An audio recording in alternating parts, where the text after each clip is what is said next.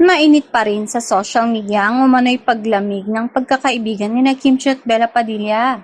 Bagamat marami ang naghihinala na tila may lamat na sa kanilang samahan, nananatiling tahimik si Kim at hindi nagbibigay ng anumang pahayag tungkol sa issue.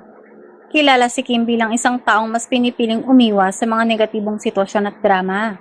Sa halip na patulan ng mga espekulasyon, mas nakatuon siya sa kanyang trabaho, mga proyekto at sa mga taong patuloy na nagbibigay sa kanya ng positibong suporta. Marami ang nanghihinayang kung sakaling totoo ang mga usap-usapan tungkol sa kanilang pagkakaibigan dahil matagal ding nakitang magkasundo ang dalawang aktres. Gayunpaman, hanggang ngayon ay wala pang opisyal na kumpirmasyon mula kina Kim at Bella patungkol sa tunay na estado ng kanilang samahan. Sa kabila ng mga lumalabas na haka-haka, hindi nawawala ng mga kaibigan at taong sumusuporta kay Kim. Kabilang sa patuloy na nasa kanyang tabi ang kanyang mga kasamahan sa It's Showtime. Gayon din sina Angelica Panganiban at Melay Cantiveros na kilala ring malalapit sa aktres. Patuloy namang ipinapakita ni Kim ang kanyang positibong pananaw sa buhay sa pamamagitan ng kanyang mga proyekto at mga post sa social media.